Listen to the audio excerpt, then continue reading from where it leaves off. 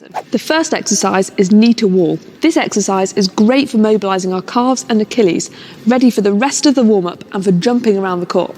Next, we're going to activate our adductors, and to do this, you should lie on your back like this and bring one leg up and across your body and then out to the other side. The third exercise is single leg hamstring bridges. Again, you need to squeeze your glutes as you go up and try to align your hip with your quad and core so you're in a straight line like this. Okay, we've got two more exercises in this first section. We're staying on the floor for glute activation, as glutes are so important in badminton, powering all of your movements around the court. Our final exercise of this section is called thread the needle. This exercise is great for mobilising your shoulders and also your thoracic spinal rotation. So here's the first section, and we'd recommend doing 8 repetitions on each leg or arm, and try and keep it fast paced, as this is the boring but necessary part of the warm-up. Now that we're mobile and activated, we need to start preparing our body for intense movement. We just have 3 exercises in this section. Firstly, we have an arabesque, which is great for your balance and further activating your glutes and hamstrings. Some key points for this exercise are to make sure you keep your hips square and be nice and controlled as you drive your knee through. Next up, we have a squat with rotation. This is a great exercise to put our lower body under continued load, whilst further activating the thoracic spine, which is used every time you rotate as you hit an overhead shot. The third and final exercise in the movement preparation section is clockwork lunges. This is such an important exercise as we're constantly lunging in many different directions in badminton, so it's really important to be prepared for this. Again, we're going to do 8 reps for all of these exercises, so 8 on each leg for the arabesque, 8 squat rotations and 8 on each leg for the clockwork lunges. Okay, so you should be about 5 minutes into your warm-up now. And before we move on to some explosive movement preparation, we need to get the blood pumping around your body. So for this, you're going to need a small strip of space that you can run up and down in. Start by jogging 4 lengths of approximately 2 court widths, or 1 length of the court. Then do side steps, 1 each way. Next is 1 length of forward chassé, followed by 1 length of backward chassé. This is a badminton specific movement, getting us ready for split steps and push-offs. Remember to keep your legs bent and centre of gravity nice and low. Then move on to 2 lengths of this exercise we've expertly named the side twists, and do 1 each way. This requires a bit of coordination, which is great because so does badminton. The final exercises in this section are 1 length of heel kicks and then 1 length of high knees. And these 7 exercises should only take you around 2 minutes. Before we move on to section 4, please remember that your warm-up doesn't have to be limited to what we're showing. You might want to add in some extra things that you find useful or your body requires. For example, we both like to use a TheraBand to warm up our shoulders. Badminton is one of the most physically demanding sports, as you need speed, power, reflexes, strength, agility and lots more. And short, explosive movements during a warm-up have been proven to increase athletic performance. So we've got 5 exercises focusing on this, and this time we're reducing the reps down to 6 or even 4 if you get tired, as that's not what we want. Our first exercise is calf jumps, aiming for maximum height but also minimum contact time on the floor. This prepares you for quickly jumping around the court with as much spring as possible.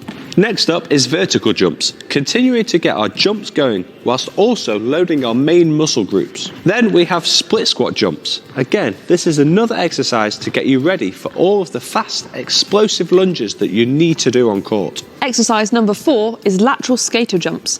Here, you should focus on having a strong push-off with your glute whilst remaining on balance and in control. Okay, the last exercise in this section is fast feet. We're going to do 3 sets of 10 seconds of standard fast feet, but feel free to mix it up if you want.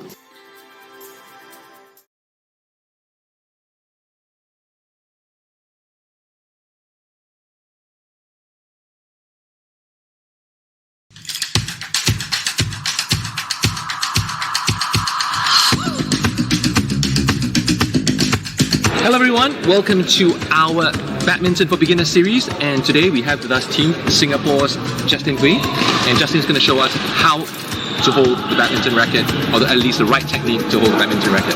So it's like shaking a hand. So when you shaking a hand, alright? So you just hold the racket like how you want to shake. Okay, like this. So like this. So in a relaxed manner but firmly. Like how you gonna shake? Okay. Like this. Yeah. So when you hit, you're actually holding it in a relaxed manner, but firmly. So when you exert the strength, then only you hold it tight. Yes. So this is for forehand, and backhand is your thumb facing against the toe like this. Sorry. Oh, okay. Yeah, Like going this? flat against the racket. Okay. Yeah. So when you reach out for backhand, it'll be like this. Because if you hold it like forehand, you can't exert really. Yeah. So you do it right. So if you hold it flat against the racket, then you can swing. Easier. Yeah. So relaxed manner, hold it firm, release, Okay. and then hold it tight. Okay. Relaxed manner, hold firmly, and swing. Don't too loose, then you will lose the contact. So hold it firm. Thank you, Jocelyn, for teaching us how to hold the right technique in holding a badminton racket.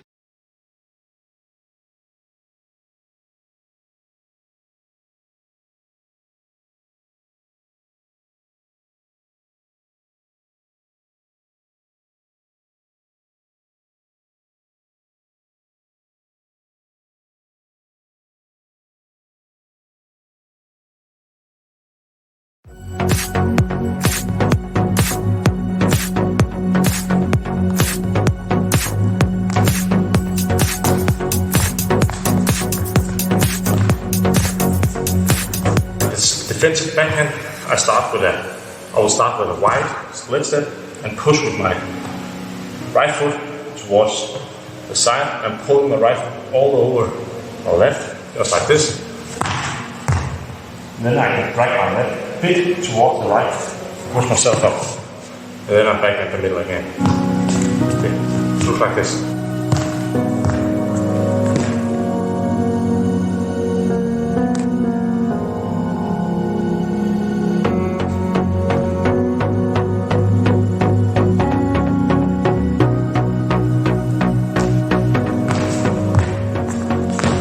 If the smash isn't at the line, I can just take a wide split step, shoot my shoulder to the side, just like this.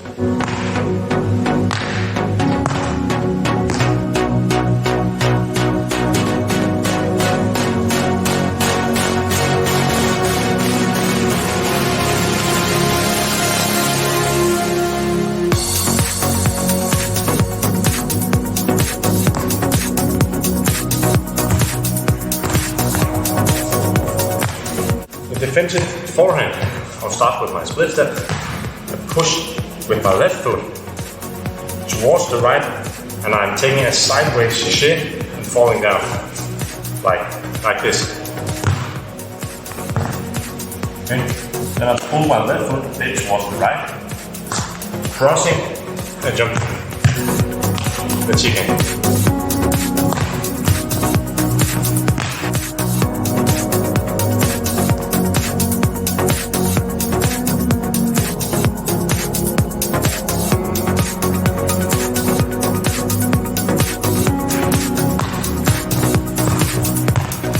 If the shot isn't the line, I can, as I did in my back, just take a wide split step and stretch like this.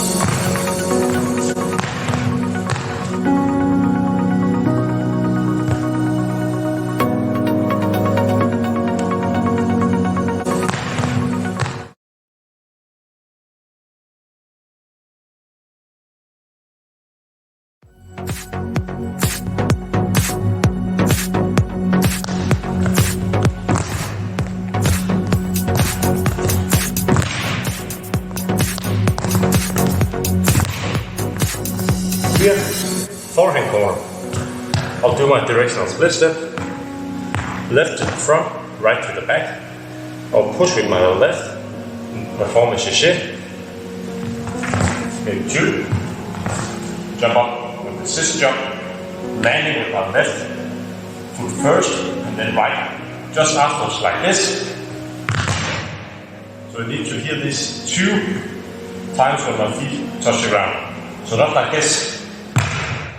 Was the same time. I need to land different. So my left foot first, and then right, like this.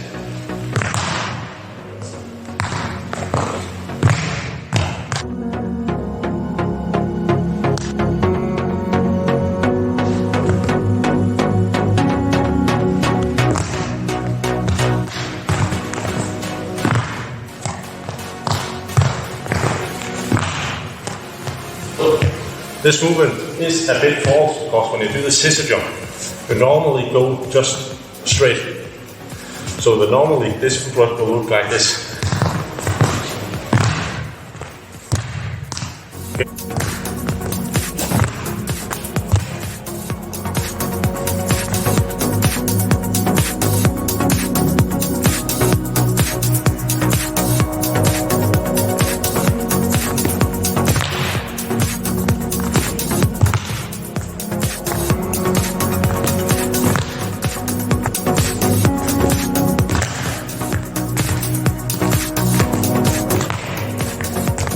We'll have the rear backhand corner. Start with a directional split step, and then I am pulling my right foot behind my left, and it ends up over here. Okay? And then I'm skipping on my left foot like this.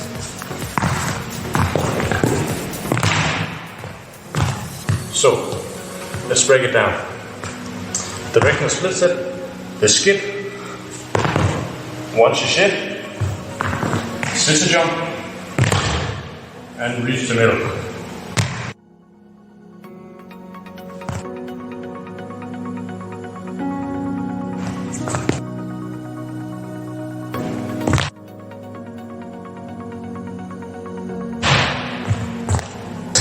Again.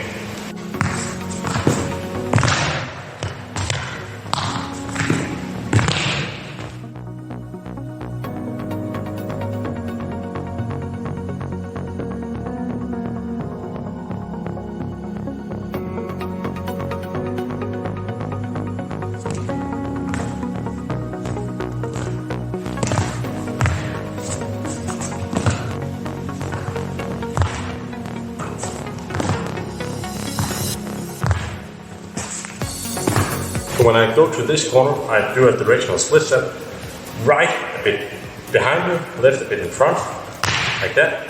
Then I push with my right a big lunge towards the corner, just like this. When I reach the corner, I push back with my right foot, or I can pull my left foot a bit towards the right and push back. And then I jump to the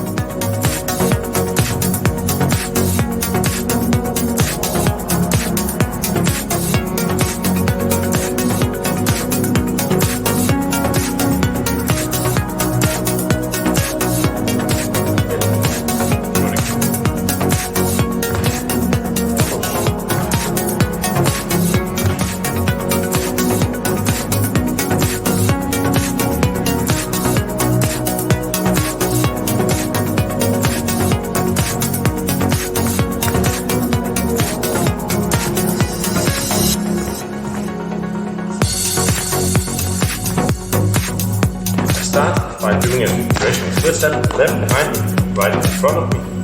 Then I push with my left foot, and then I'm crossing my left foot over the right like this.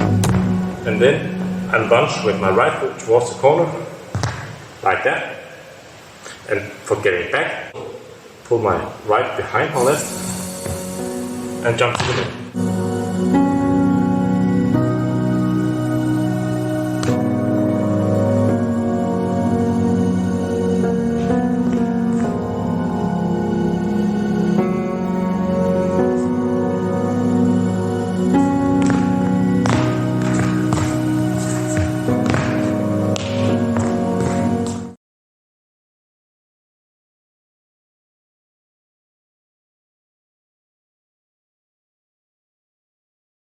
Badminton grip, the backhand grip as well as the forehand grip. So the forehand grip starts from about the 11 o'clock all the way to about your 5 o'clock, and then subsequently you switch the backhand grip for the rest of the area. Of course, there are some overlaps, like you can use backhand as far as this corner, or you can use backhand as high as here.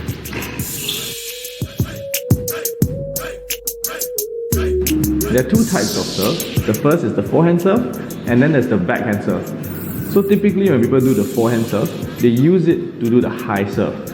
Reason being is that the forehand serve gives you better range of motion. So because of that, you're able to generate more power, and hence it makes more sense to serve the high serve with the forehand. The second is the backhand serve. People use the backhand to serve low shots. And the reason being is that there is a smaller range of motion, so it looks, or the opponent perceives it as being a lot faster. Of course, there are exceptions where people use the forehand for low serve and then the backhand for high serve. Okay, so now that we've covered the service, let's move over to the backcourt. The backcourt, there's 3 different techniques: the lob, the drop, the smash. Or in other words, if you have difficulty remembering them, one easy way to do it is to think of it as a high ball, a low ball, and an attacking shot. So one high, one low, one attack. Alright, so let's start with the high ball, also known as the lob or the clear, depending on where you stay. So they have different terms. So the lobbing is a high ball from the baseline of your court to the opponent's court. So this basically forces the opponent to move to the back of the court. There are variations in this technique, like the attacking lob, defensive lob, but I will not cover that in this video. So for this, we just learned the basic lobbing technique. So the second, which is the soft shot at the back, is called the drop shot. So the drop shot is a soft ball that lands around the service line. This forces your opponent to move forward, opening up the rest of the court for you to attack. Alright, so last but not least is the smashing technique. This is everybody's favorite technique. People love to use this technique because it sounds very nice, it is beautiful if it's done right. It's a very aggressive, downward, fast-moving shot that people use to end the rally. Alright, so now we move over to the mid-court. For the mid-court, there's again 3 different techniques, same rule of thumb. One high ball, one low ball, and one attacking shot. Alright, so the high shot is called the lift. So of course there's both sides. I'm going to demonstrate just the backhand corner. So this is the lifting technique. And the second is the block. So typically we use block when people smash and then you try to take that smash, you use the block. You kind of place the shuttle in the front. So other terminologies include block, placing, soft touch. Last but not least is the drive shot. So the drive is the attacking shot played at the mid-court. It's usually used as a form of counter-attack. When people smash or they do a loose, weakly controlled shot in the middle, you try to drive the shuttle to attack the opponent. Alright, so now we move over to the front of the court. Again, you would think that there's 3 different techniques, but no, there's 4. Alright, so again, there is the high, there's the low, and there's the attacking shot. But in the front, there's one additional shot in which I will explain in more details in a while. Alright, so let's start off with the high shot. So the high shot is known as, again, lift or clear. So when you lift the shuttle or clear the shuttle, again, you want to push the opponent to the back of the court. And for the net shot, you want to push the opponent to the front of the court. And there are other variations such as the spin net, and a lot of the deception shots are also played at the front of the court. Last but not least, we move on to the attacking shot, also known as the net kill, or in Singapore we call it the tap. Alright, so tap, net kill, or kill the shuttle, many ways of calling it, but the idea is that the attacking shot at the front of the net typically used to end the rally. Okay, so for the front of the court, I would like to add an additional technique known as the flick, or other people might call it the push. What's so different about the push is that the push is taken below the net. So typically, like for the net kill or the tap shot, you take the shuttle above the net, you hit the shuttle down. But for the flick, you take the shuttle below the net with the objective of hitting the shuttle flat, kind of like a drive towards the back of the court. So the flick is an attacking shot used to catch your opponent off guard, to put them in a very uncomfortable position because the shuttle travels very quickly towards the back of your opponent's court. Alright, so we've covered the different techniques in the back, middle, front court. If you can't remember, there is a high shot, there is a low shot, and then there is the attacking shot. And this will help you practice all the variations in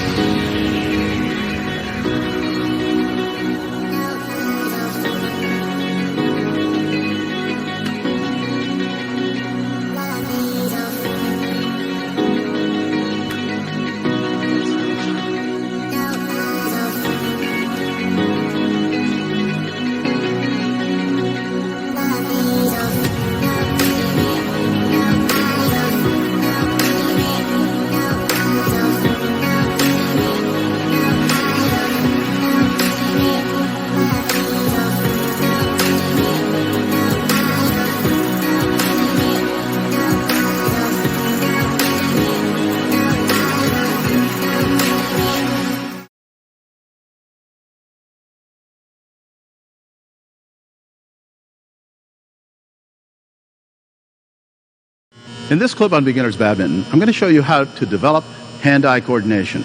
Now, a lot of you will probably have that already, but there are many of you that if you've never hit with a badminton racket, you've got roughly 30 inches from your hand to the end of this racket, okay?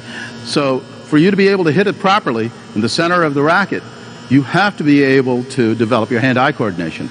So if you keep missing when you're first playing, what I recommend is you take a shuttle and you put it here in the center of your racket, you hold it down about waist height, and then what you do is you just lift it up and you're going to bounce it, but you don't hit it. You just let it bounce on the string and you try to bounce it at least 20 times like so.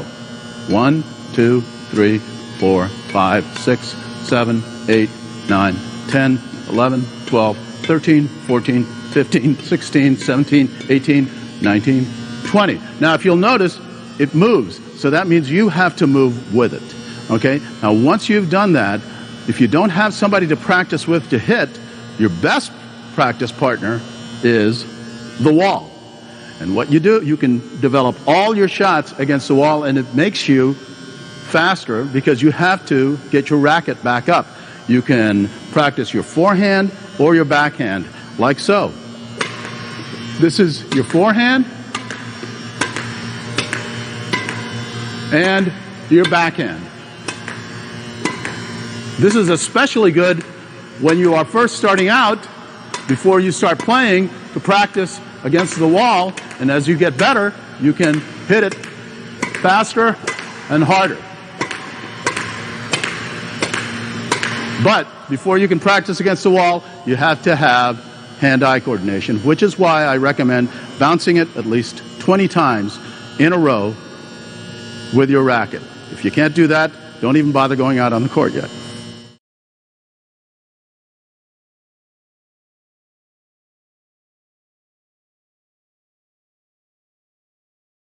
I like to talk about how to master your six-corner footwork in single. Right? In single, your opponent will always try to make you run within six corner. It doesn't matter whether it is forehand corner, front backhand corner, middle forehand corner, middle backhand corner, forehand back corner, or backhand back corner. So what I like to do to improve my footwork in single, I like to use the rhythm. So I have to be able to master the rhythm. Why the rhythm? The rhythm, it will help me to build my muscle memory when I move around the court. And the rhythm will also help me to get to the birdie on time, so that way I can get a perfect timing when I hit my shot. All right, so I'm going to show you a little bit about the rhythm. So rhythm, every time I go to the front, I like to use two rhythm or two number. Two number at the front, two number on the side. At the back, you can use two number or you can use three number. Okay, I'm gonna show you a little bit what I'm talking about. So middle is always, I always count middle as a 1 for the rhythm. All right, so, all right, this is how it's done, okay? All right, so 1, 2, 1, 2, 1, 2, 1, 2, 1, 2, 3, 1, 2, 3, 1, 2, 3, 1, 2, 1, 2, 1, 2, 1, 2.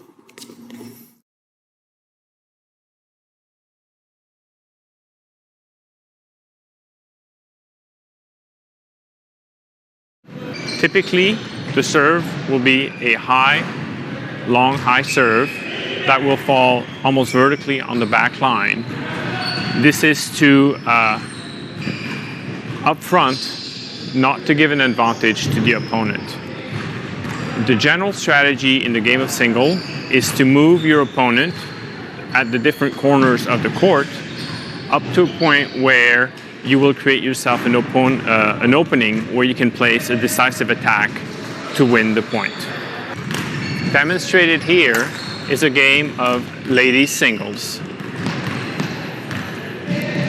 The serve, as you just saw, is a high clear serve, and it has to go as further as possible, just to push your opponent as much as possible towards the back of the court. As you can see, she did a long shot clear to the back, pushing her opponent on the backhand as much as possible. This was a winner point. Here again, a hard clear on the backhand of your opponent. This is usually a nice opening to a rally to put your opponent in a clear, difficult spot. You just saw an attempt to a drop shot at the front of the court, again, to move her opponent as far as possible from the central position in the court.